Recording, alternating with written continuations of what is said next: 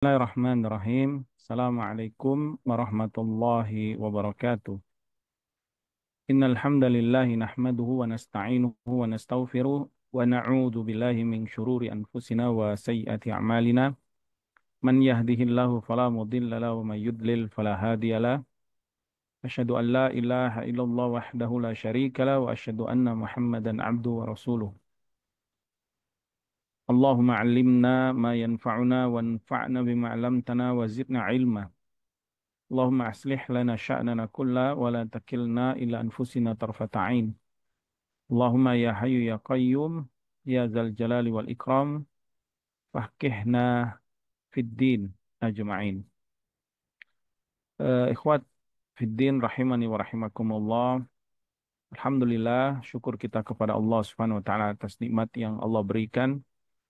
Salat serta salam kita aturkan kepada Nabi kita Muhammad sallallahu alaihi wasallam.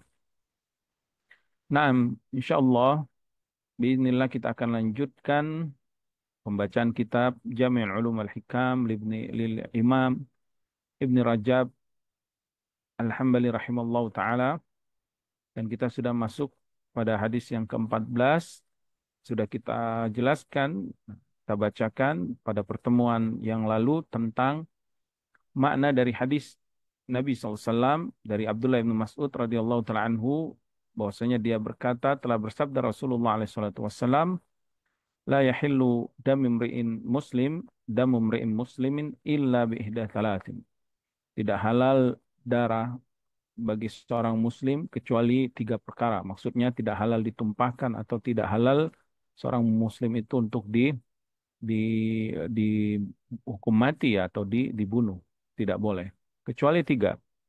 As-saibuz zani, yaitu orang yang sudah menikah lalu berzina, wan nafsu bin nafsi, yang membunuh jiwa dengan jiwa yang lain, wa tariku lidinihi al-mufariqu lil jamaah, dan orang yang meninggalkan agamanya, berpisah dari jamaah kaum muslimin.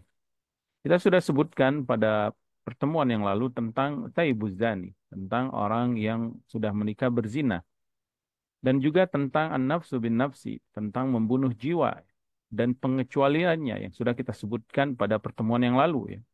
Seperti tuan membunuh budaknya ya, atau membunuh kafir harbi, atau ayah membunuh anaknya. Itu perinciannya sudah kita sebutkan pada pertemuan yang lalu ya. Insya Allah kita akan lanjutkan pada pertemuan kali ini penjelasan Ibnu Rajab rahimahullah taala tentang at-tariku lidinihi, orang yang meninggalkan agamanya dan berpisah dari jamaah.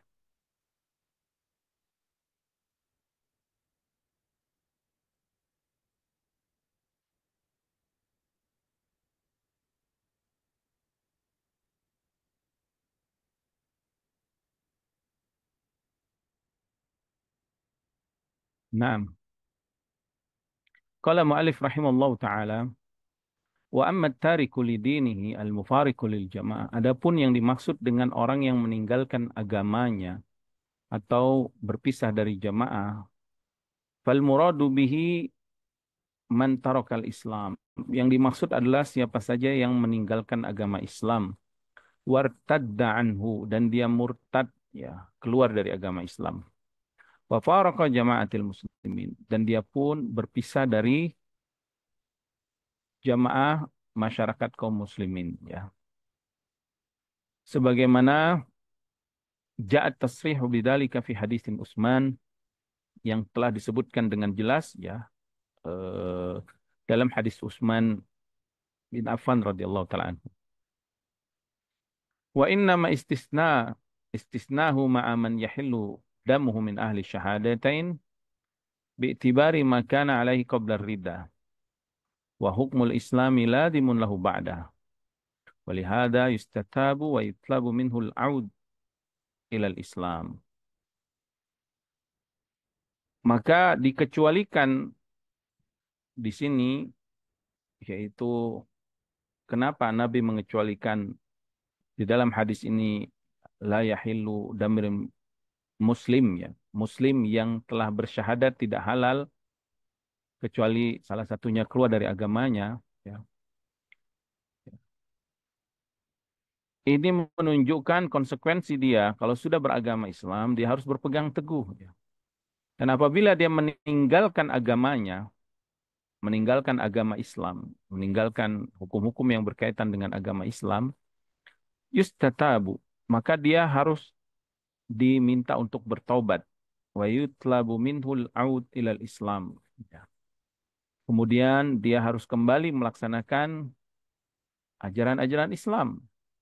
Wa fi ilzamihi bi qada'i ma fatahu fi zamanir riddah minal ibadat ikhtilafun masyhurun bainal ulama. Tetapi haruskah dia mengqadha ibadah-ibadah yang dia tinggalkan sewaktu dia murtad? Para ulama berbeda pendapat tentang hal tersebut. Jadi apabila seseorang sudah muslim, lalu dia murtad, maka dia harus diminta untuk bertaubat. Kemudian dia harus melaksanakan kembali hukum Islam. Adapun pelaksanaan-pelaksanaan kewajiban-kewajibannya saat dia murtad, apakah harus diqadha atau tidak, para ulama khilaf tentang tersebut. Dan beliau tidak menyebutkan panjang lebar tentang khilaf tersebut. Kemudian beliau menyebutkan, wa aydan faqad yatruku dinahu wa yufariqul jama'ah wa huwa mukirun bi syahadatain wa yadda'i al-Islam. Terkadang makna meninggalkan agama juga atau meninggalkan atau berpisah dari jamaah kaum muslimin walaupun dia berikrar ya, walaupun dia bersyahadat dan mengaku Islam seperti istilah saat ini ya, yaitu Islam KTP misalkan. Maka tetap dia dianggap orang yang keluar dari agamanya. Kapan itu terjadi? Kama idza jahada syai'an min arkanil Islam. Jika dia menentang dari salah satu rukun Islam. Jadi percuma dia mengaku Islam, KTP-nya Islam, tapi dia menentang hukum sholat misalkan. Dia tidak mewajibkan sholat dan tidak meyakini tentang kewajiban sholat. Atau tentang puasa, atau tentang zakat, atau tentang haji, atau ibadah-ibadah yang lainnya.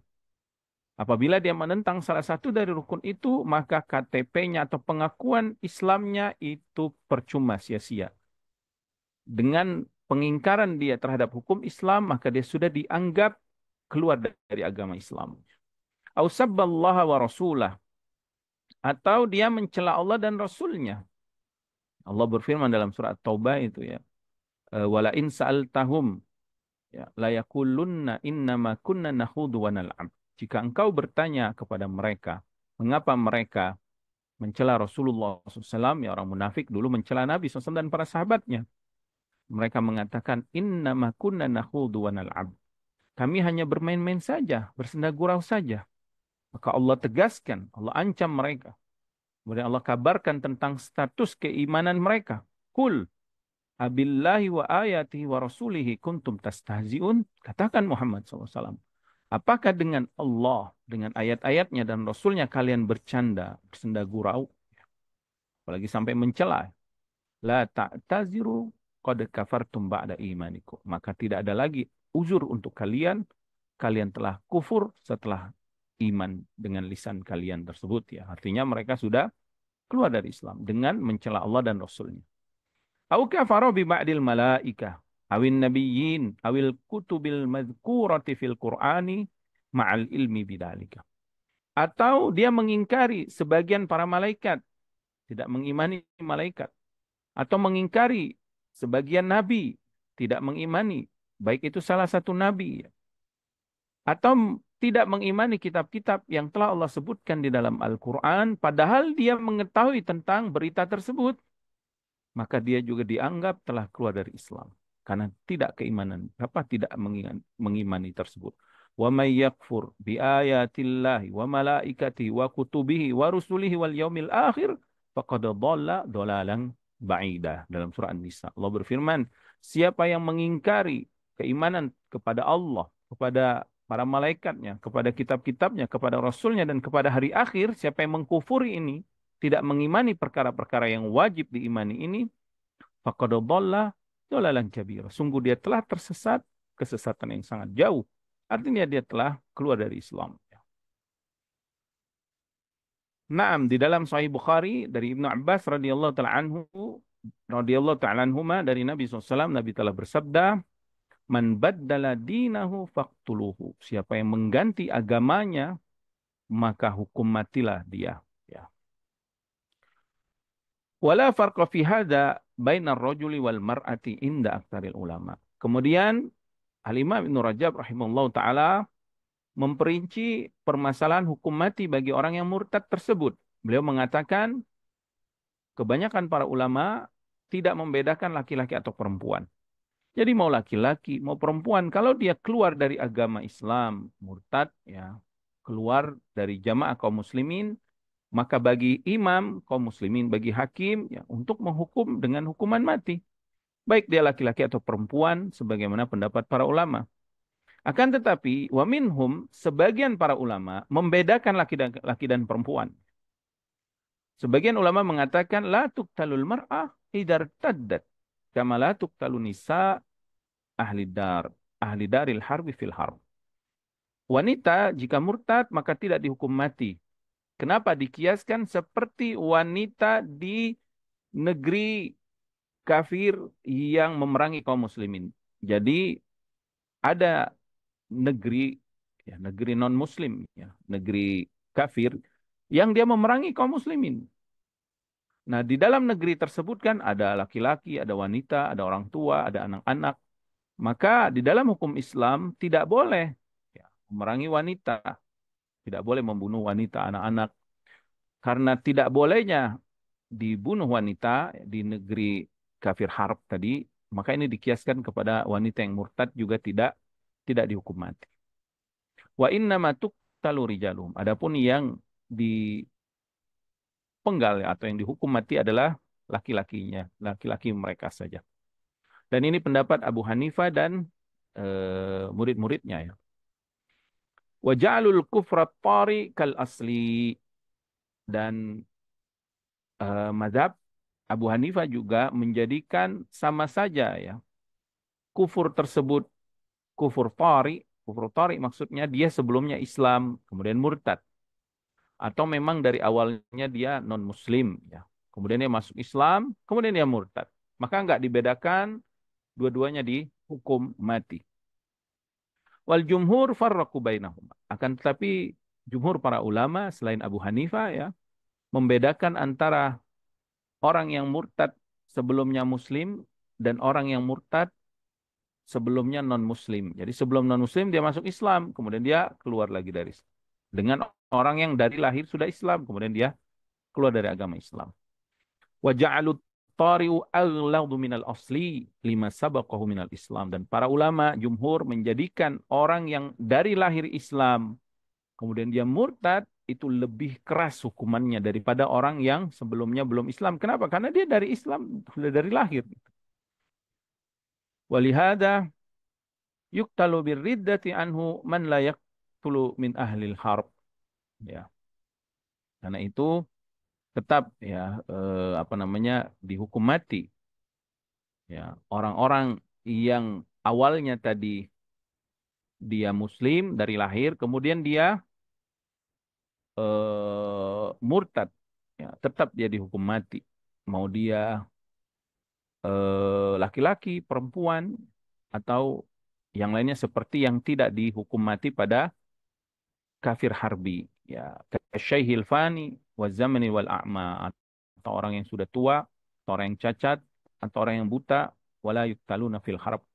Jadi orang yang sudah tua, orang yang cacat, orang yang buta, ya, di dalam hukum Islam, kalau dia orang kafir atau non-muslim yang memerangi kaum muslimin, maka apabila dia tinggal di negeri kafir harbi tadi ya, kafir harbi itu orang kufar yang memerangi kaum muslimin. Maka orang-orang ini tidak boleh dibunuh. Secara syariat mereka tidak boleh dibunuh, tidak boleh diperangi, tidak boleh karena mereka lemah ya. Begitu juga wanita dan anak-anak. Tetapi ya, jumhur menyebutkan apabila misalkan orang muslim dari lahir buta dia atau orang tua tadi atau orang yang cacat dari lahir dia sudah muslim. Kemudian dia murtad. Nah, pendapat Abu Hanifah tadi, maka mereka tidak dihukum mati. Karena sebagaimana wanita dan yang lainnya tadi kafir harbi tidak dihukum mati. Akan tetapi jumhur menyebutkan tidak ya, bahwa orang yang kufur asli ini tetap dihukum karena mereka sebelumnya sudah masuk Islam, tetapi mereka murtad setelah mereka Islam ya. Taib. Kemudian wa qauluhu sallallahu alaihi wasallam. Kemudian beliau memperinci lagi, yaitu Al-Imam Ibnu Rajab rahimahullah taala memperinci lagi tentang makna meninggalkan agamanya atau murtad. Ya. Saudaraku yang dirahmati Allah, apa yang dijelaskan oleh Al-Imam Ibnu Rajab rahimahullah taala ini berkaitan tentang perincian hukum Islam ya, hukum materi Islam ini. Di peradilan Islam ya, atau pidana, bahasa sekarang kan pidana ya, tentang masalah kasus pembunuhan dan yang lainnya ini, atau eh, vonisnya hukum mati itu kan hakim ya, yang ditunjuk oleh pemimpin. Dalam Islam pun sama, memang yang menetapkan hukuman ini Amirul Mukminin ya, pemimpin kaum muslimin, atau naibu atau yang diwakilkannya ya, seperti hakim-hakim. Maka dia harus mengetahui harusnya perincian ini. Maka para ulama memperinci tentang bagaimana mengeksekusi tentang aturan-aturan hukuman mati. Ya, diantaranya tentang orang yang murtad ini. Maka wajib mereka seharusnya mengetahui perkara ini ya. Karena ini hukum Allah. Ini adalah hukum yang Nabi SAW diperintahkan untuk menyampaikan kepada umat manusia. Agar merata kesejahteraan, ya, tegak keadilan, dan di akhirat mereka akan mendapatkan keselamatan. Maka kata beliau, perincian tentang orang yang meninggalkan agamanya, mufariqul jamaah, keluar dari jamaah kaum muslimin, ya dulu ala annahu lau taba wa raja'a ilal Islam lam yuktal. Menunjukkan kalau dia taubat ya dan kembali kepada agama Islam, maka dia tidak dihukum mati. Walaupun dia pernah murtad. Kenapa? Li'annahu laisa bitarikin lidinihi ba'da ruju'ihi. Karena setelah dia taubat, sudah hilang sifat murtadnya atau meninggalkan agamanya, wala mufarakin lil jamaah. Dan dia juga sudah tidak berpisah lagi dari jamaah kaum muslimin. Jadi beliau menyebutkan jika seseorang keluar dari agama Islam, lalu dia bertaubat, maka dia tidak boleh divonis hukum mati lagi. Karena sudah tidak ada sifat tarikulidininya, tidak ada sifat murtadnya atau meninggalkan agamanya. Dia sudah kembali kepada agama Islam. Tapi beliau menyebutkan tentang pendapat yang mengatakan tidak diterima tobatnya.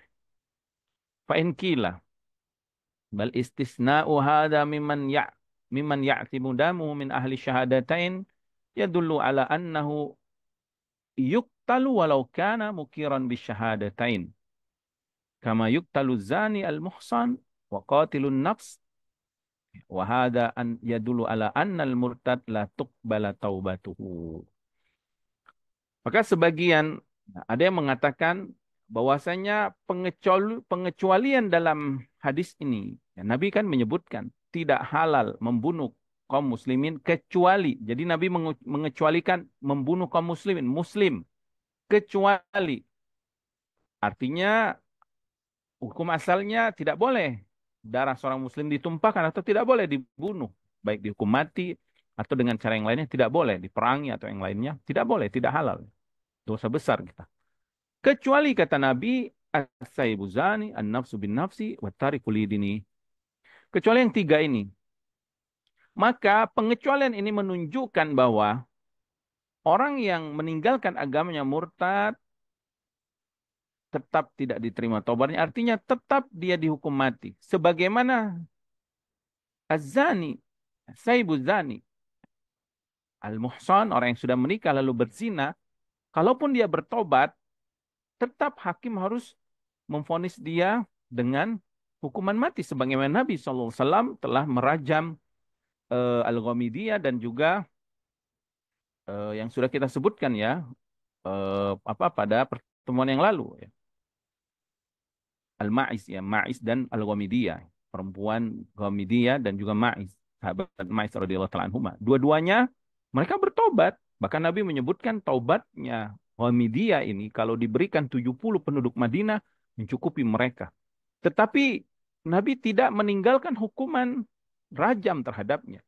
Maka begitu juga yang murtad, walaupun dia taubat, tetap tidak diterima taubatnya di sisi hakim ya. Adapun di sisi Allah, ya Allah menerima taubat hambanya ya. Tetapi di sisi hakim, walaupun dia bertobat, tetap dia harus dihukum. Karena permasalahan dia, permasalahan syariat hukum Allah. Adapun permasalahan taubatnya, Allah Subhanahu wa taala itu hak Allah, Allah yang menerima taubat ya. Jadi ini pendapat yang menyebutkan bahwa tetap tidak diterima taubatnya dan dia di apa? Dihukum mati.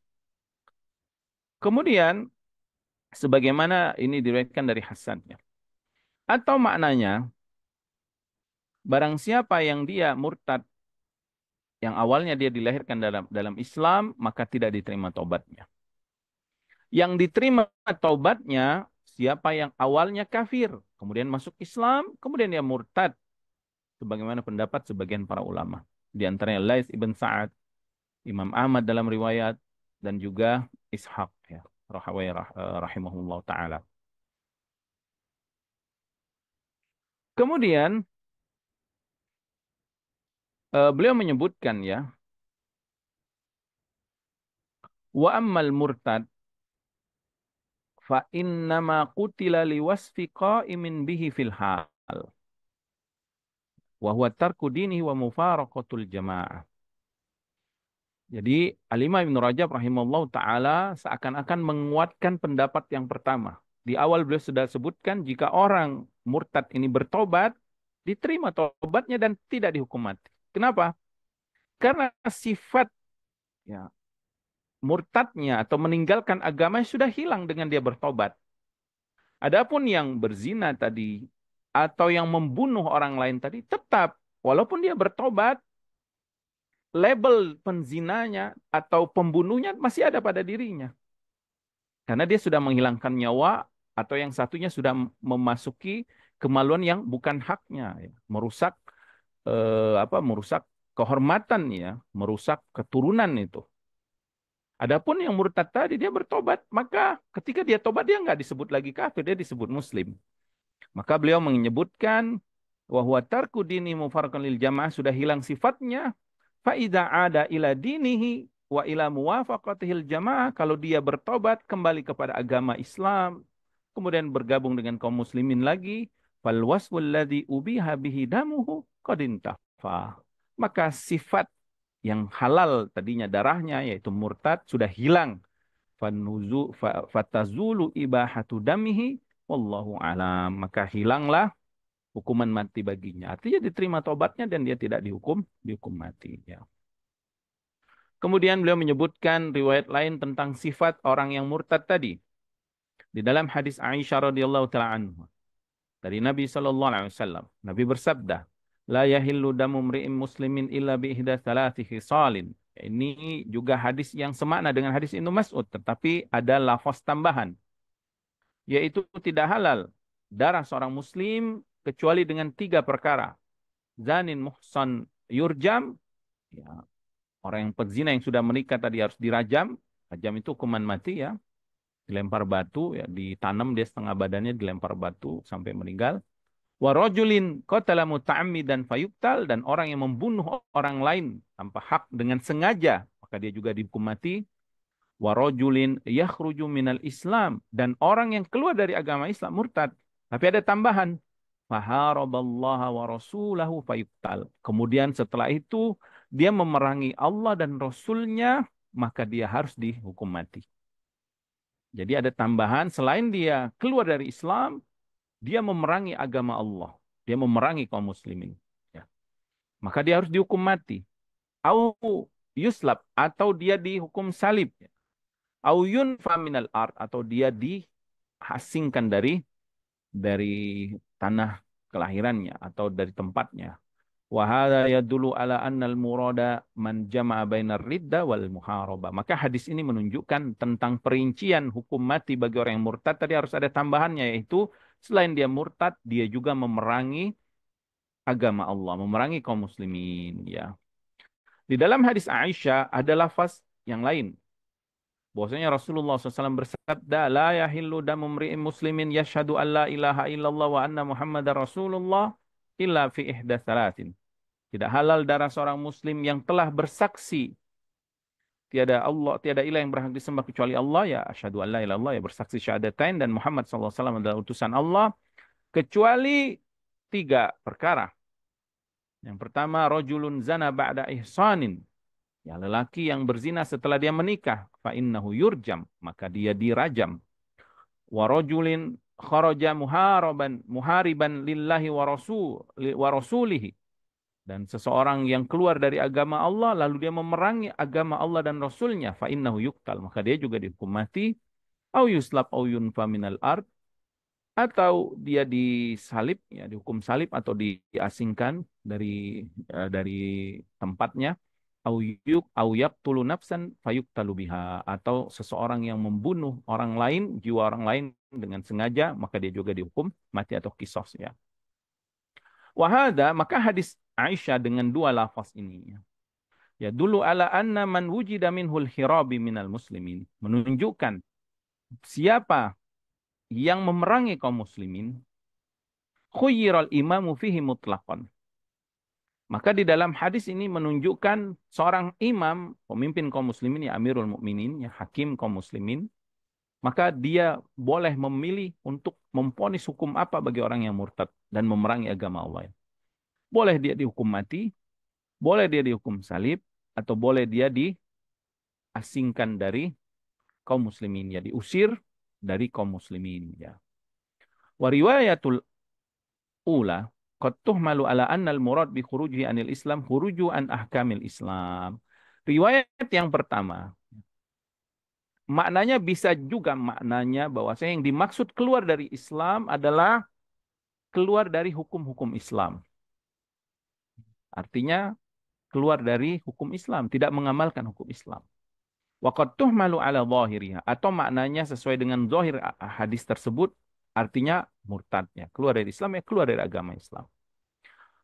Wa yastadillu bidzalika man yaqul, dan mereka ya berdalil dengan hadis dengan apa perkataan yang mengatakan inna ayatal muharaba tahtassu bil murtadin, bahwa ayat yang tentang muharaba itu ayat tentang orang yang memerangi agama Allah, memerangi kaum muslimin. Ya, dalam surat Al-Maidah itu ayat ke-33, ya. Innama jazaa'ul ladzina yuharibuna Allah wa rasulahu wa yas'auna fil ardi fasadan ayyuqtalu aw yusallabu aw tuqatta'a aydihim wa arjuluhum min khilafin aw yunfau minal ard. Kata Allah, siapa saja yang memerangi Allah dan Rasulnya dan berbuat kerusakan di muka bumi, maka dia dihukum mati, ditangkap, dihukum mati, atau disalib, atau dipotong kedua tangan kakinya secara silang, ya, kanan dan kiri atau kiri dan kanan, atau dia diasingkan dari negerinya, ya, negeri kaum muslim. Maka ayat ini ayat tentang memerangi Allah dan Rasulnya, maka sebagian mufassir, sebagian ulama mengatakan ini ayat tentang orang yang murtad. Ya, artinya makna orang yang meninggalkan agamanya, yang dihukum mati adalah orang yang meninggalkan agamanya dan dia memerangi kaum muslimin, ya. Faman irtadda wa haraba fu'ila bihi ma fil ayah. Siapa yang murtad dan memerangi, maka dia harus dihukum sebagaimana yang ada di dalam ayat tersebut, surat Al-Maidah ayat ke-33 tadi, ya. Waman haraba min ghairi riddah. Adapun siapa yang memerangi kaum muslimin tanpa murtad, jadi ada juga dia muslim tapi dia melawan kaum muslimin, melawan pemimpin kaum muslimin, berontak, ya, sebagai bugot, ya, sebagai pemberontak. Tapi dia muslim, ukimat alai ahkamul muslimin minal kisos, maka dia tidak dianggap murtad dan tidak langsung dihukum mati, tetapi dihukum sesuai hukum keadaan apa perbuatan dosanya atau perbuatan kejahatannya, ya. Kalau dia membunuh orang maka dia harus dikisos. Ya, wal qat'u fis sariqah. Tapi kalau dia tidak membunuh, hanya mencuri, maka dia di dipotong tangan. Wa hadza riwayatun an Ahmad, ya. Dan ini riwayat dari Imam Ahmad, ya. Sebagaimana juga perkataan sebagian para salaf, inna ayatal muharabah tahtasu bil murtaddin. Bahwasanya para salaf juga mengatakan ayat tentang memerangi agama Allah di ayat tersebut, Al-Maidah ayat keempat apa 33 tersebut, ayat itu ayat khusus tentang orang yang murtad. Kemudian hadis Ibnu Mas'ud ya hadis ke-14 yang kita pelajari saat ini dari hadis Arba'in atau Jami'ul Ulum wal Hikam, labduhu lah ikhtilafa fihi, maka lafaznya tidak ada perselisihan para ulama. Wa huwa thabitun muttafaqun ala sihhatihi. Ya. Dan dia tabit, hadis yang kuat yang disepakati tentang kesahihannya, ya. Akan tetapi, nah kemudian setelah Ibnu Rajab rahimahullah ta'ala memperinci tentang tarikul lidini dan hubungan hadis ini atau makna meninggalkan agama dengan ayat memerangi Allah dalam surah Al-Maidah ayat 33, beliau membawakan perkataan para ulama. Beliau menyebutkan bahwa hukuman mati, ya, tidak hanya terbatas pada tiga perkara ini saja di dalam syariat Islam. Artinya di dalam Islam, hukuman mati dalam peradilan Islam, ya, seorang hakim atau seorang amirul mukminin, seorang pemimpin kaum muslimin, ya, yang dia memiliki kekuasaan amanah yang diberikan Allah, ya, kekuasaan kerajaan atau kepemimpinan kepadanya, ya. Yang zaman kita ini masing-masing metodenya, ya. Ada yang kepresidenan, ada yang perdana menteri, ada yang kerajaan dan seterusnya. Selama dia pemimpin kaum muslimin, dia memiliki wewenang, memiliki otoritas kekuasaan, maka apa namanya, dia juga boleh menghukum, ya, dengan apa? Dia juga punya otoritas, maksudnya wewenang dalam peradilan tersebut, ya, dalam putusan hukum vonis kepada orang yang melakukan kejahatan, maka ya dia harus mengamalkan hadis Ibnu Mas'ud ini. Tetapi Ibnu Rajab rahimahullah taala mengatakan hukuman mati tersebut tidak terbatas pada tiga perkara ini. Innahu qad warada kutilal muslimu bi ghairi ihda hadhil isoli taala. Karena ada hadis-hadis yang lain yang menunjukkan bahwasanya Nabi Shallallahu Alaihi Wasallam tidak hanya menghukum mati bagi orang yang melakukan kejahatan tiga perkara ini, zina muhson, membunuh atau murtad, tetapi juga ada perkara lain yang dia juga dihukum mati. Apa saja itu? Beliau memperincinya. Yang pertama, famin hafil liwat. Di antaranya perbuatan liwat, yaitu perbuatan kaum kaum Lut, ya, homoseksual dan yang semisalnya. Jadi homoseksual di dalam syariat Islam, apa ponis bagi orang yang melakukan perbuatan ini? Di dalam syariat Islam hukumannya hukuman mati. Qad ja'a min hadis Ibnu Abbas radhiyallahu taala anhuma dari Nabi sallallahu alaihi wasallam, dia berkata, "Uqtulul fa'ila wal maf'ula bihi." Maka hukum mati bagi orang yang melakukan dan orang yang dilakukan. Yang maksudnya kedua pelaku ini, dua-duanya ridho, dua-duanya mau, ya, melakukan homo tersebut, maka dihukum mati. Ya, ini hukum mati, ya, selain tiga perkara tadi. Di antaranya adalah homoseksual. Wa akhadha bihi katsirun minal ulama, dan ini pendapat banyak para ulama, ya, seperti Imam Ahmad, Imam Malik. Wa qalu innahu mujabun lil qatli bi kulli halin muhsanan kana au ghairu muhsan.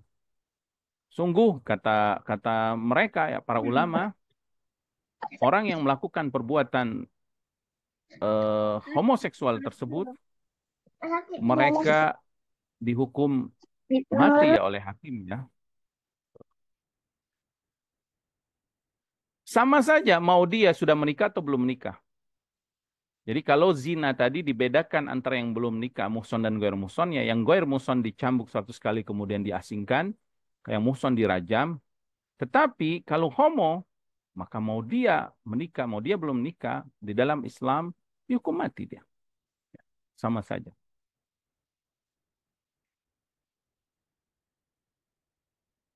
Wa qad ruwiya an Utsman radhiyallahu ta'ala anhu annahu qala, dan diriwayatkan dari Utsman dia pernah berkata, la yahillu damu mri'in muslimin illa bi arba.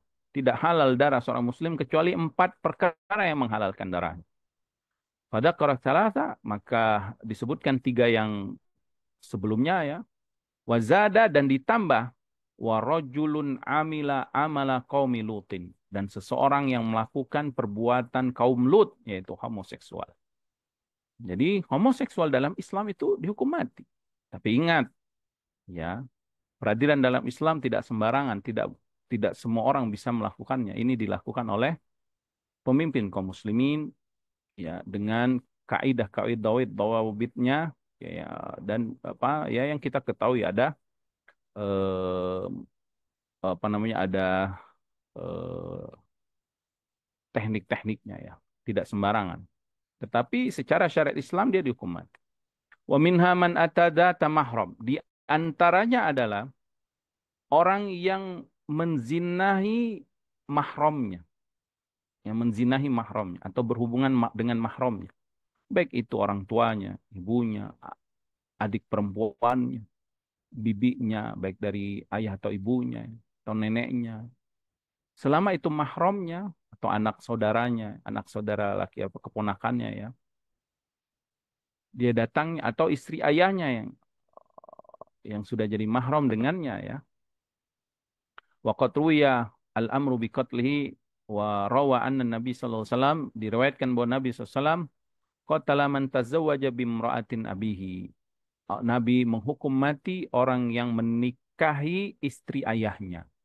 Dan Allah di dalam Al-Quran menyebutkan, wala tankihu ma nakaha aba'ukum minan nisa'i illa ma qad salaf. Janganlah kalian menikahi istri ayah-ayah kalian, ibu tirinya kalau bahasa sekarang, kecuali apa yang sudah kalian lakukan dahulu di zaman jahiliyah. Zaman jahiliyah dulu, istri ayahnya itu ya turun ranjang, istilahnya diwariskan ke anaknya ya. Istri ibu tirinya ya, bukan ibu kandungnya. Ya, kalau ibu tirinya ya dihukum mati, apalagi kalau ini ibu kandungnya. Na'udzubillah min dzalik, nasallallahu alaihi wasallam ya.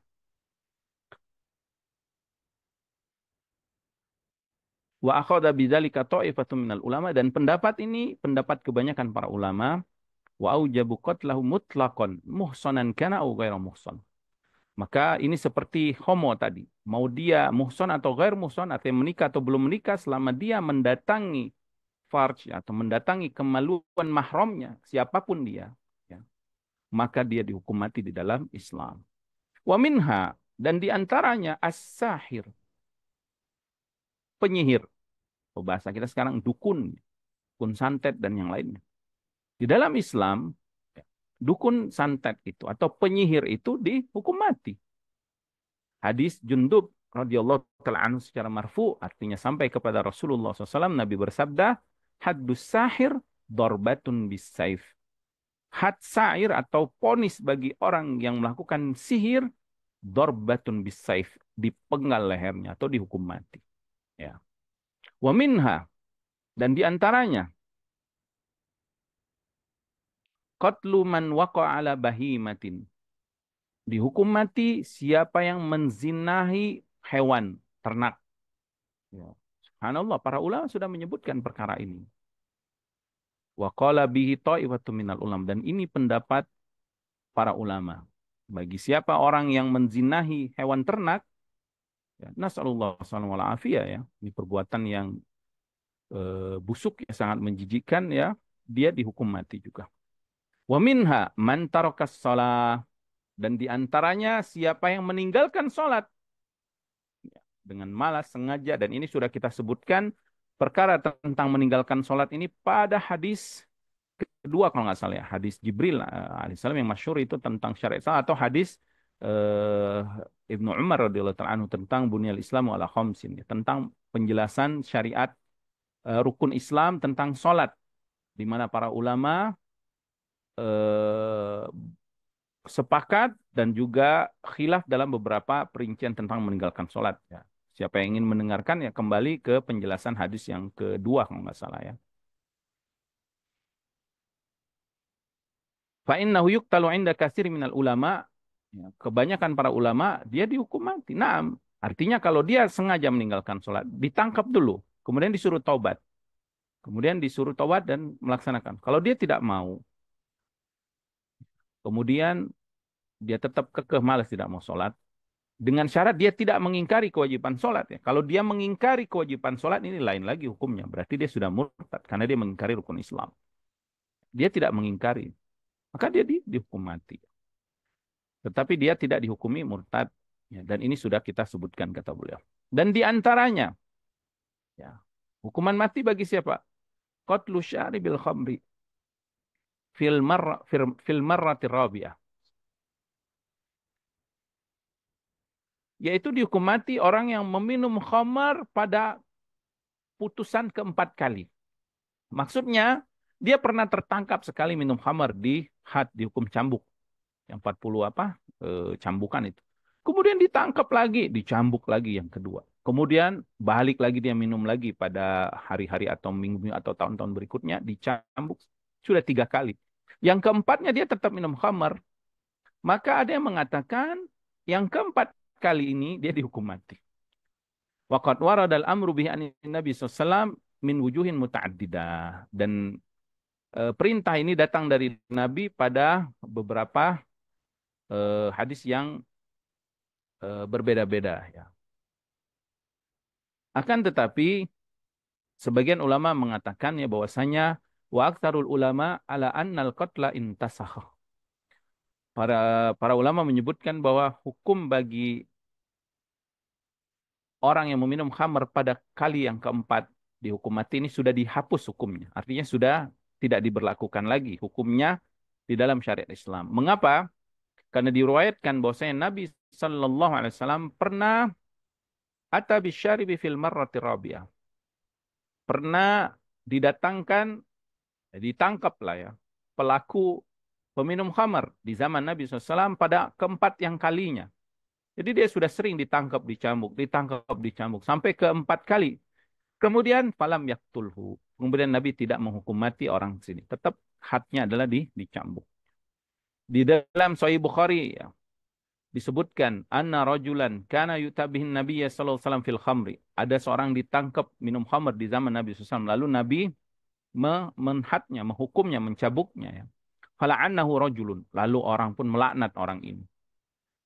Dikatakan ma'aktsara ma yutabi. Orang ini kok enggak bosan-bosannya, dia lagi ya. Maksudnya dilaknat ya. Maka Nabi pun marah. Nabi mengatakan la tul'inu. Jangan kalian melaknatnya. Fa innahu yuhibbullah wa rasulah. Karena dia walaupun berdosa, dia di dalam hatinya mencintai Allah dan Rasulnya. Tapi syahwatnya, nafsunya dia senang minum khamar. Jadi meminum khamar, Ibnu Rajab rahimahullah taala menekankan bahwa walaupun ada pendapat para ulama, tapi yang lebih kuat dia tidak dihukum mati, walaupun dia berkali-kali. Wa qad ruwiya qatlu sarik fil marratil khamisah, dan diriwayatkan juga hukuman mati bagi pencuri yang kelima kali. Jadi sekali dia ditangkap, dipotong tangannya. Kali yang kedua ditangkap, dipotong silang ya kakinya. Kali yang ketiga ditangkap, dipotong tangan sebelahnya. Kali yang keempat dipotong kakinya. Udah nggak bisa apa sebenarnya, tapi masih mencuri. Yang kelima kalinya dia di apa namanya di dihukum mati ya. Wakilat inna ba'dul fuqaha zahaba ilai. Sebagian fuqaha berpendapat pada pendapat ini ya. Di antaranya, di dalam syariat Islam, apa saja yang dihukum mati? Sebagaimana diriwayatkan dari Nabi SAW, Idza buyi ali khalifataini, faqtulul akhara minhuma. Apabila ada dua khalifah yang dibaiat, maka wajib salah satunya harus dihukum mati. Karena tidak ada dua pemimpin dalam satu wilayah. Nggak boleh ada dua khalifah. Nggak boleh ada dua penguasa. Karena akan rusak, akan hancur, akan saling berperang satu sama lainnya. Dan mereka akan saling mengalahkan. Maka kerusakannya lebih besar ini. Akan menyebabkan apa? Pembunuhan, akan menyebabkan peperangan, banyak kematian. Maka Nabi SAW mengatakan, faktulu al-akhar minhuma. Salah satunya harus dihukum mati. Jadi nggak boleh ada dua pemimpin. Harus satu ya pemimpin. Yang boleh wakil. Kalau wakil nggak apa-apa. Tapi kalau dua-duanya pemimpin itu nggak boleh. Wa minha qauluhu sallallahu alaihi wasallam, di antaranya ya, yang apa ada hukuman mati dalam Islam, man atakum wa amrukum jami'un ala rajulin wahid. Fa arada an yashukka asakum au yufarriqa jama'atakum faqtuluh. Siapa yang mendatangi kalian lalu menyuruh kalian untuk mengikuti seseorang, memberontak. Ya, sudah ada pemimpin kaum muslimin. Wajib kita mentaati dan mendengar. Tiba-tiba ada orang lain membawa satu orang yang dia segani atau yang dia eh, sukai ya, atau kelompoknya banyak, lalu dia mengatakan, ayo kita angkat dia, kita berbaiat kepadanya, kita kalahkan pemimpin yang lama ini. Jadi ini mengajak memberontak, maka orang ini juga harus dihukum mati di dalam Islam. Wa minha man syahara silah. Di antaranya dihukum mati orang yang mengangkat senjatanya, ya, menakut-nakuti kaum muslimin dengan senjatanya tersebut, maka dia juga ditangkap oleh penguasa lalu dihukum mati. Karena dia berniat dengan senjata itu ingin membunuh kaum muslimin, maka dia dihukum mati juga. Waqad sahani Nabi sallallahu alaihi wasallam annahu qala man kutila duna malihi fahuwa syahid. Juga termasuk hukuman mati ya, eh, bagi orang yang nah, hadis ini menunjukkan barang siapa yang terbunuh ya, karena hartanya, artinya dia dibunuh oleh perampok untuk melindungi hartanya, dia mati syahid. Ya. Fa iza urida malul mar'u au damuhu dafa anhu bil ashal. Maka yang sahih ya, apabila seseorang ada yang menginginkan hartanya, ada orang-orang datang ke rumah kita atau ke kendaraan kita atau orang ingin merampok harta kita lah. Maka yang sahih ya, hendaklah dia melawannya atau defensif ya, membela diri bil ashal dengan cara yang paling mudah. Jangan langsung membunuhnya maksudnya. Yaitu dengan cara apa? Kalau diteriakkan dia takut lari ya sudah. Misal kita teriakan maling, maling, rampok, lalu dia lari takut ya sudah. Tapi kalau diteriakan maling, rampok dia masih ngelawan, maka boleh kita menjaga diri ya. Maka misalkan kita dengan menakut-nakutinya dia takut, maka cukup. Jangan sampai kita kejar lalu kita bunuh ya, itu tidak tidak apa namanya tidak tepat. Wa dhahaba ta'ifatun ila anna man arada malahu aw damahu ubiha lahu qatluhu ibtidaan. Sebagian para ulama ya mengatakan jika ada seseorang yang ingin merampok kita atau ingin membunuh kita, maka dibolehkan dia melawannya dan menghukum mati orang tersebut secara pertama ya. Wa dakhala ala ibni Umar lisan. Ya, diriwayatkan bahwa ada pencuri ya, yang ingin mencuri harta Ibnu Umar radhiyallahu taala anhuma. Faqama ilaihi bisayfi saltah. Maka Ibnu Umar langsung mengambil pedangnya dan hampir membunuh orang tersebut ya. Falaula annahum halu bainahu laqatalahu. Kalau bukan karena ada penghalang antara Ibnu Umar radhiyallahu taala dan orang ini, pasti orang ini sudah dihukum mati oleh Ibnu Umar. Ya, ini menunjukkan di dalam syariat Islam boleh membela diri ya dengan apa membela bagi orang yang ingin menghilangkan nyawa atau harta kita, lalu kita membela diri dan kita menghukum matinya di dalam syariat Islam.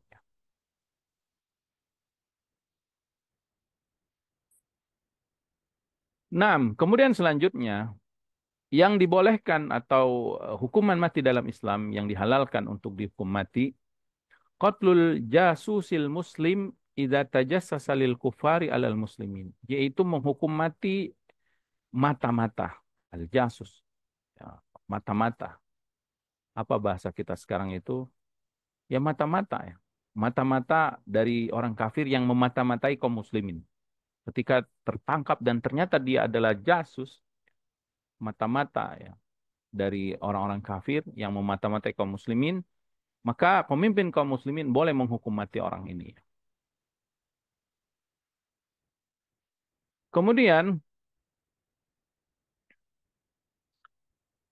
setelah menyebutkan beberapa hukum materi ya istilah sekarang mungkin ya, beberapa perincian hukuman mati bagi pelaku-pelaku kejahatan yang sudah disebutkan dalam syariat Islam, yang disebutkan dari hadis-hadis dan juga perkataan para ulama tentangnya.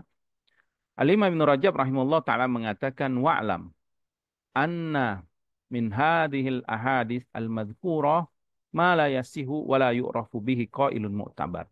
Hadis-hadis yang kita sebutkan tadi ya, yang beliau sebutkan tadi, sebagian hadisnya ada yang tidak sahih. Jadi tidak bisa dijadikan pegangan untuk hukuman mati, maksudnya itu. Dan tidak muktabar ya. Seperti hadis man daraba abahu faqtuluhu. Siapa yang membunuh ayahnya maka hukum matilah dia. Atau hadis qatlus sarik fil marratil khamisah, yaitu hukuman mati bagi orang yang mencuri di kelima kalinya. Maka itu tidak sahih dan tidak bisa dijadikan pegangan sebagai hukum ya, sebagai hukum Islam. Ini maksud beliau. Jadi memang harus diperinci dan diperkuat lagi tentang dalil-dalil tersebut. Kemudian beliau menyebutkan wabakian nusus, adapun nas atau dalil-dalil sebagian yang lainnya, kulluha yumkinu radduha ila hadis Ibni Mas'ud. Maka mungkin semuanya bisa kita kembalikan kepada hadis utama yang kita bahas pada pertemuan kali ini, itu hadis Ibnu Mas'ud radhiyallahu taala anhu. Hadis yang ke-14 ya.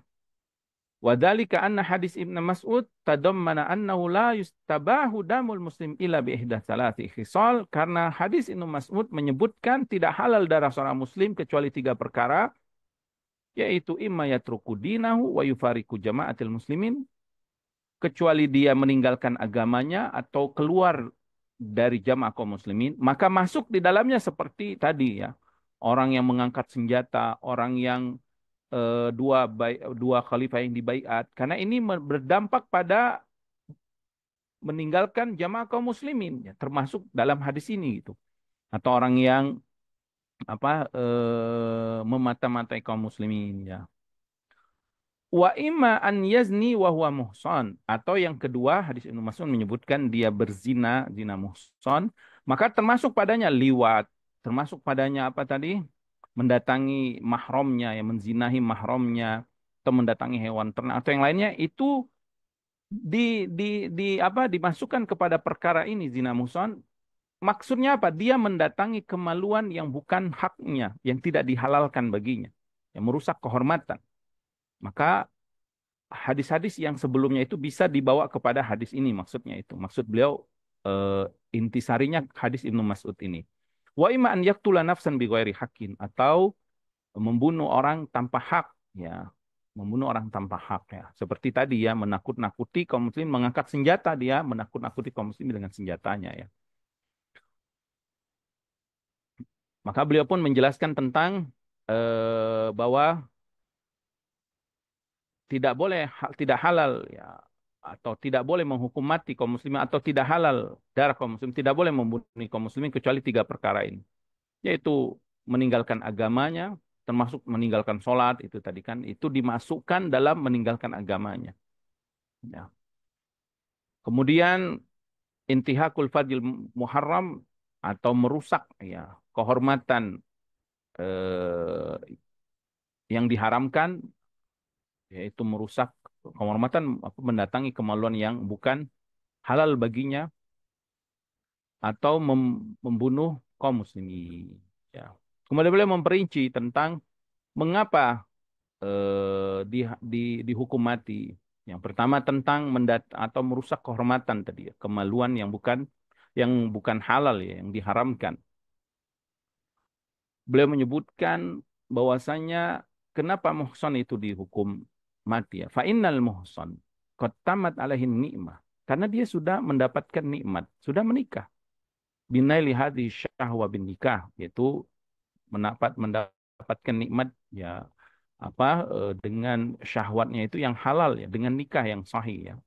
Fa idza ataha ba'da dzalika min farjin muharram alaihi ubihadamu. Apabila dia mendatangi kemaluan yang tidak dihalalkan baginya, yang diharamkan, maka dihalalkan darahnya.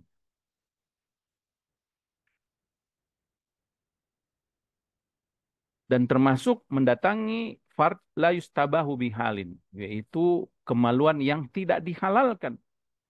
yang tidak dihalalkan pada keadaan apapun, seperti homo, ya tidak halal, atau tadi mendatangi yang apa atau berzina dengan mahramnya, ya, atau hewan tadi, maka tetap dia dihukum mati karena dia masuk pada mendatangi kemaluan yang bukan halal, ini merusak, ya merusak apa, merusak nasab, merusak rumah tangga dan yang lainnya, banyak kerusakan-kerusakan yang lain yang terjadi yang kita saksikan saat ini, ya nasallallahu salam wal afiyah. Kemudian adapun menumpahkan darah yang haram, ya beliau menyebutkan, ya kenapa dihukum mati, karena agar tidak terjadi pertumpahan darah yang lainnya, tidak terjadi peperangan, pembunuhan dan yang lainnya. Ya seperti Buhot yang memberontak, atau dua pemimpin tadi, dua khalifah, atau eh, menghasut orang untuk memberontak, yang membawa satu pemimpin memberontak dan yang lainnya. Itu semua intinya adalah menjaga darah kaum muslimin. Ya, termasuk kisos. Dengan adanya kisos ini kan jadi tenang. Keluarga yang korban itu menjadi tenang. Tidak ada balas dendam lagi. Nyawa dibalas nyawa. Selesai. Tapi kalau tidak kan, buntutnya nanti akan ada dendam anaknya. Kemudian menyerang lagi kampungnya dan seterusnya. Nasallallahu. Baik, kemudian beliau menjelaskan ini tentang perkara-perkara yang sudah kita sebutkan tadi, ya, seperti syahrus silah, yaitu mengangkat senjata, qat ut-thariq, ya, qat ut-thariq itu membegal, ya. Beliau menyebutkan tentang perkara ini, ya, memerinci perkara ini. Mungkin kita tidak apa, kita lewatkan saya, sudah kita sebutkan itu.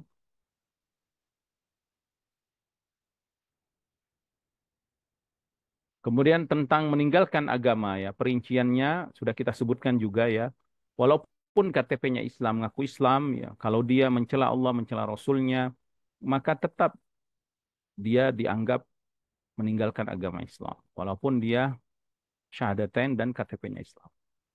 Seperti juga dia menghina mushaf, melempar mushaf di tempat yang kotor, atau menentang perkara-perkara syariat Islam.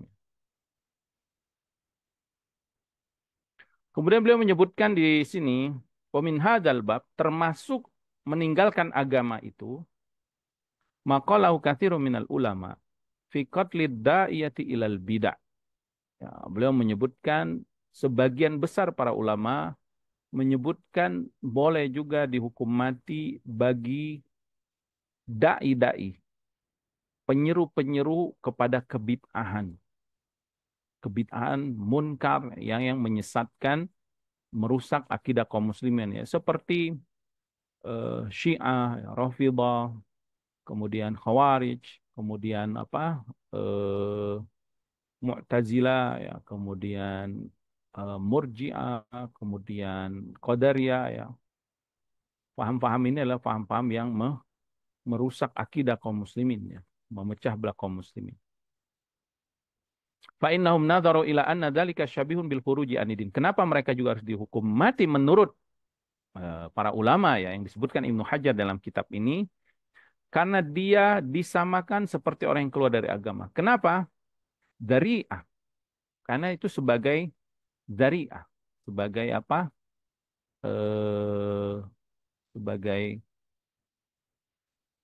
penghalang, wasilatun ilahi. Jangan sampai dia wasilah, ya, dari'ah wasilah, ya. Jangan, karena itu akan membawa orang keluar dari agamanya. Dengan kebid'ahan itu akan menyebabkan orang rusak akidahnya, ya. Menyebabkan apalagi bid'ah itu sampai bid'ah yang mukaffirah, ya. Bid'ah yang menyebabkan dia rusak i'tiqadnya, agamanya. Maka saddu zari'ah di antara bentuk supaya jangan rusak akidahnya, maka dai-dai yang mengajak kepada kebid'ahan ini juga dihukum mati oleh hakim kaum muslimin, ya.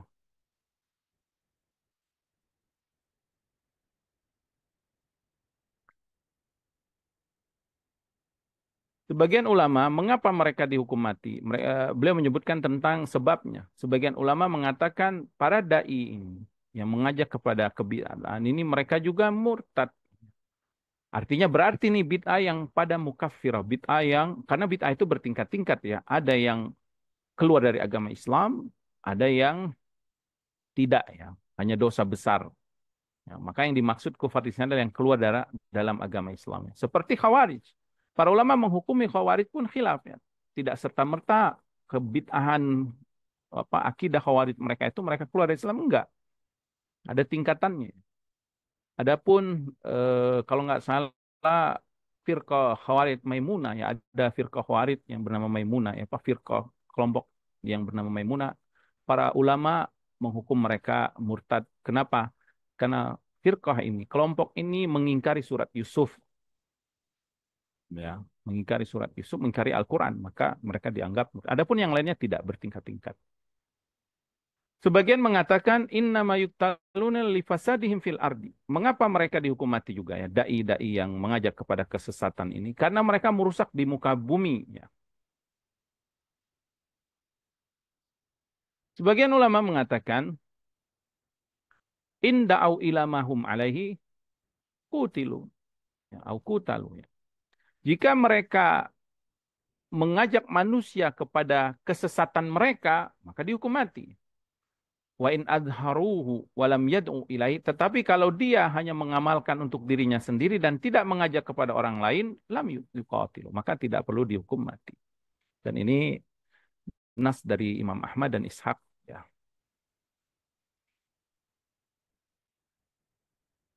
Sebagian berpendapat ya tidak langsung dihukum mati sampai mereka sampai pada derajat dihalalkan untuk dihukum mati bagi mereka. Ya. Jadi tidak sampai pada hukum mati ya. Orang yang menyuruh kepada kebid'ahan tidak dihukum mati sampai kebid'ahannya itu mengarah kepada atau perbuatannya itu mengarah kepada dihalalkan hukuman mati bagi mereka. Ya.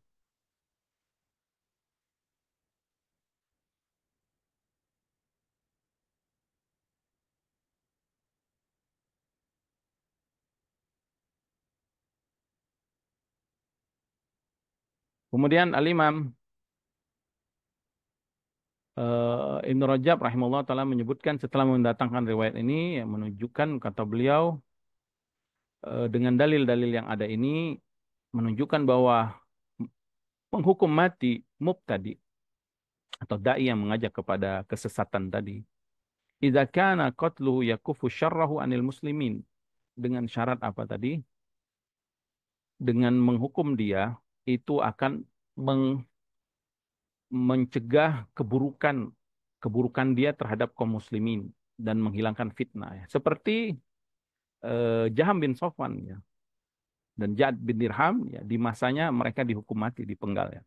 Karena mereka membawa kebid'ahan tentang kesesatan tentang asma itikad asmaul husna. Mereka menolak meyakini asmaul husna dan sifat-sifat Allah. Maka di zamannya dia dihukum mati dipenggal ya.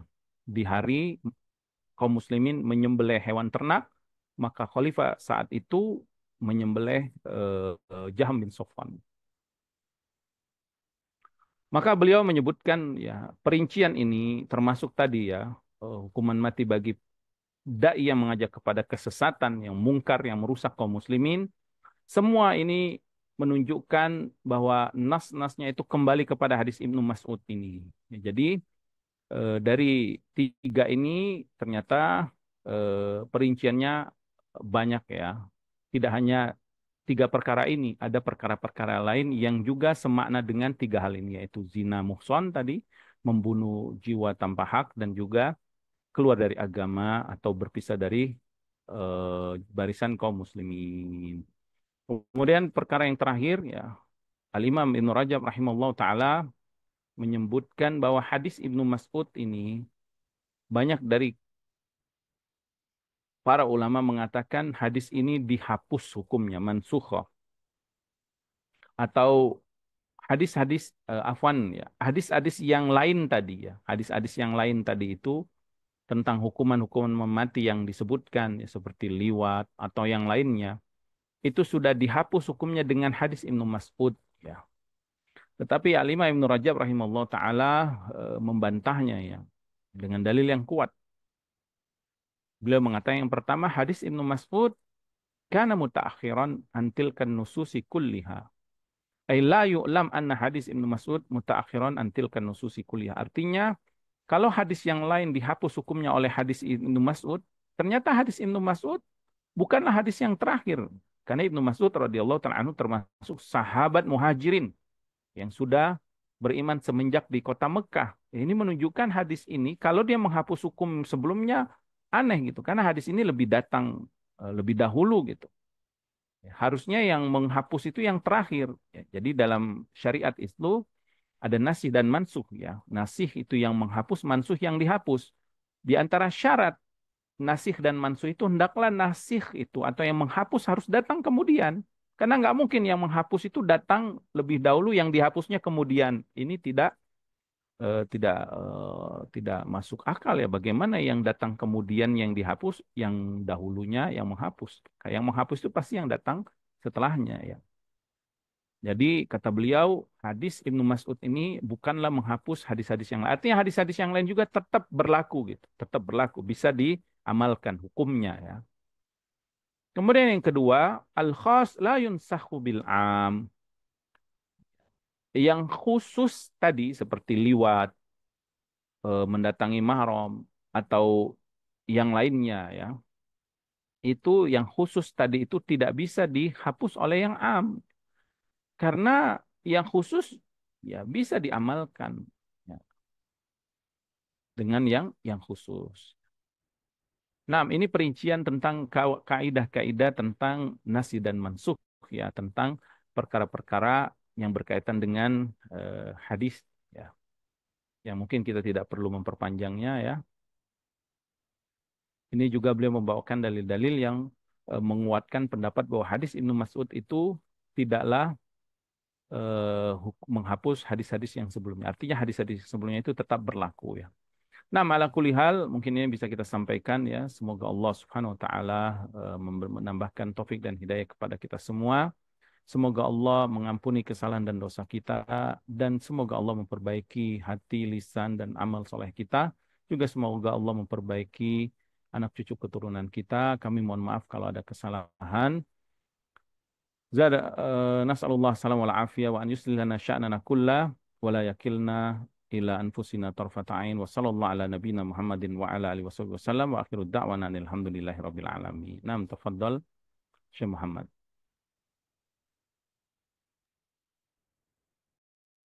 Baik, alhamdulillah syukron Ustaz atas materi yang sudah disampaikan. Afwan Ustaz, apakah kita buka sesi tanya jawab Ustaz?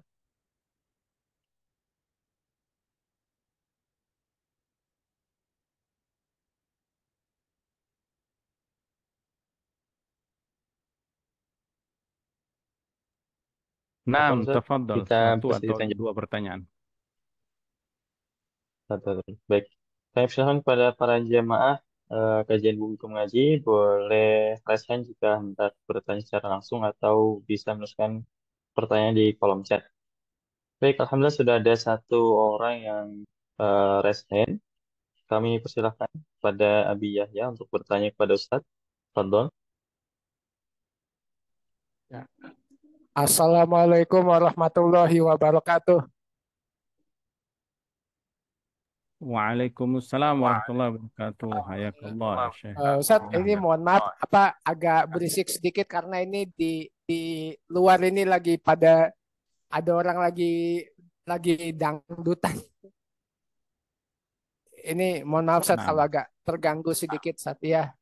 Ustadz, saya ingin bertanya, ah, bagaimana hukuman mati untuk koruptor itu bagaimana Ustadz? Itu yang pertama. Kalau ditinjau dari syariat Islam, kan kalau misalnya koruptor itu kan sama dengan mencuri, Ustadz, yang merampok, jadi dipotong tangannya. Tapi kalau koruptor ini kan extraordinary crime gitu, itu miliaran, nggak kira-kira ngerampoknya. Itu bagaimana Ustadz? Kalau ditinjau dari hukuman mati untuk koruptor kalau ditinjau dari syariat Islam, itu yang pertama. Yang kedua Ustadz, eh, dalam syariat Islam itu diperbolehkan melaksanakan hukuman gantung sebagaimana yang saat ini kayaknya masih diterapkan di negara-negara Islam seperti di Malaysia. Malaysia hukuman gantung. Misalnya hukuman untuk apa para gangster misalnya, kalau di sini ini apa ormas-ormas yang suka malak-malak, preman-premanisme gitu, Ustaz. Kalau di yang saya baca gitu ya di Malaysia itu masih menerapkan hukuman itu, hukuman gantung. Lalu untuk siapa lagi ya yang ini? Lalu untuk ini Ustaz, pengedar narkoba. Saya lupa, pengedar narkoba. Itu bagaimana Ustaz kalau ditinjau dari syariat Islam? Itu saja Ustaz, dua pertanyaan. Wassalamualaikum warahmatullahi wabarakatuh. Waalaikumsalam warahmatullahi Waalaikumsalam wabarakatuh. warahmatullahi wabarakatuh.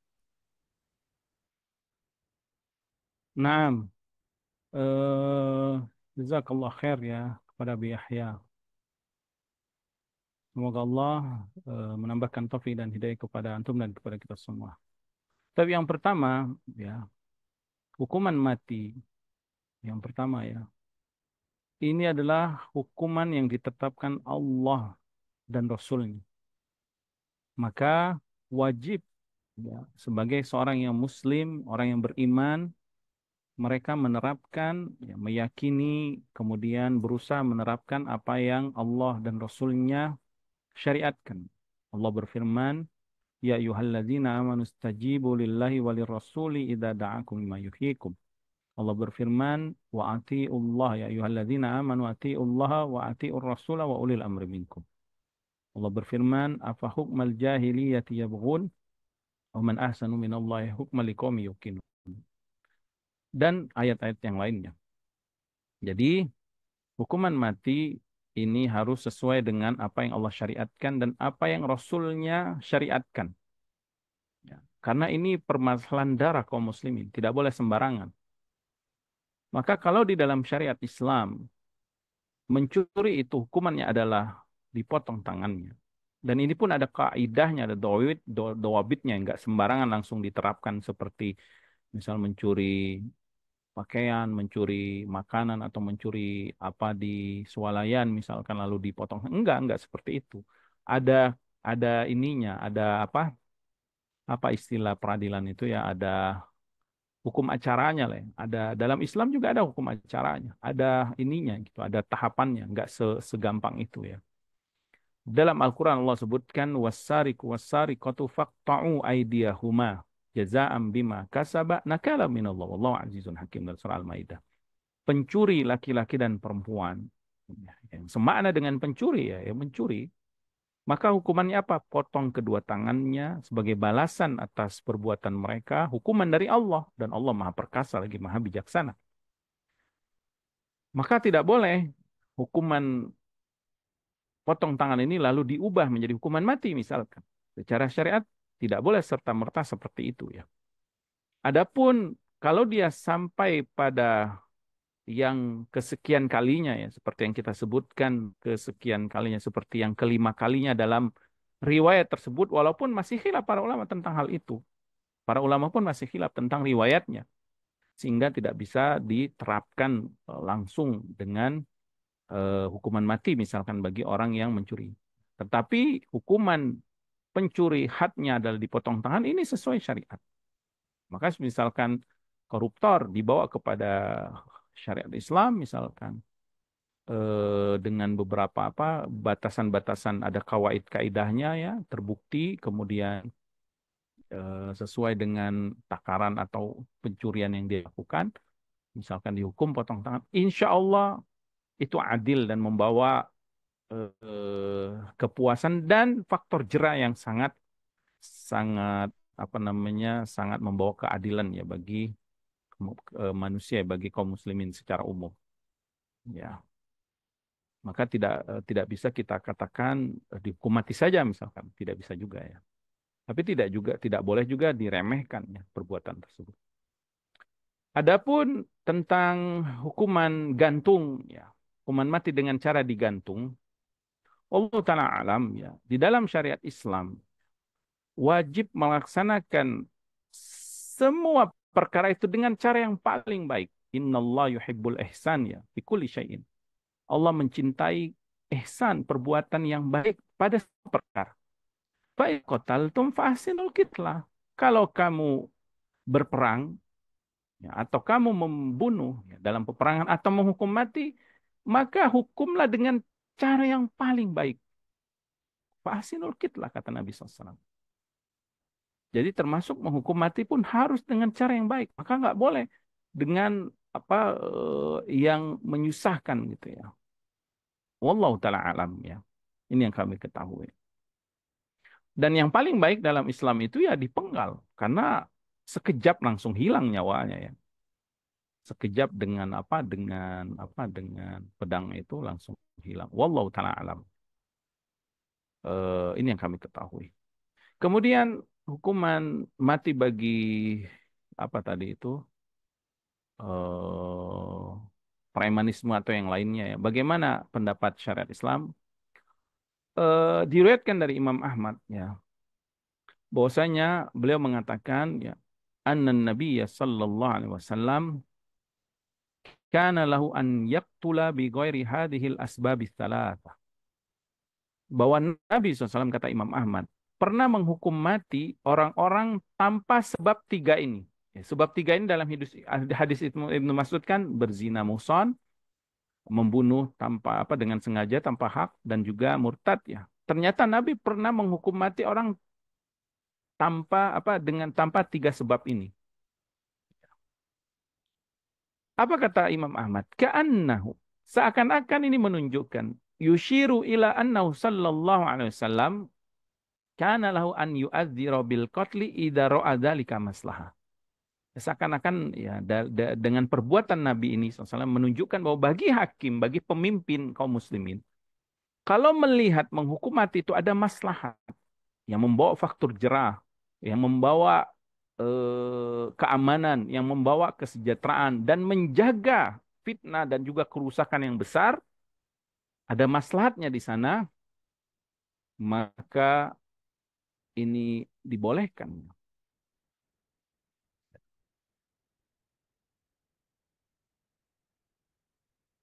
Seperti Abu Bakar radhiyallahu taala anhu ya di zamannya memerangi orang yang tidak membayar zakat. Ya, itu kan dianggap seperti murtad ya, tidak mau menaikkan zakat. Jadi seperti hukum pengedar narkoba misalkan dengan jumlah tertentu lalu dia dipidana divonis hukuman mati karena dia merusak ya akal orang yang merusak pemuda bangsa yang merusak, maka di dalam syariat Islam kalau ada maslahat seperti itu maka wallahu taala alam dibolehkan ya. Wallahu taala alam. Ya, dan ini tidak boleh sembarangan orang, tentunya harus berkumpul para ulama ya. Tokoh masyarakat juga melihat mafsada atau kerusakan yang besar bagi perbuatan tersebut. Ya, seperti menteror itu kan jelas ya. Narkoba atau yang lainnya. Wallahu taala alam. Ya, ini yang bisa kami eh, sebutkan. Mungkin demikian ya. Wallahu taala alam. Mungkin kita cukupkan ya Syekh Muhammad. Wassallallahu ala nabiyina Muhammadin wa ala alihi wasallam wa akhiru da'wana alhamdulillah rabbil alamin. Baik, alhamdulillah. Syukran wa jazakumullah khairan Ustaz atas materi yang sudah disampaikan.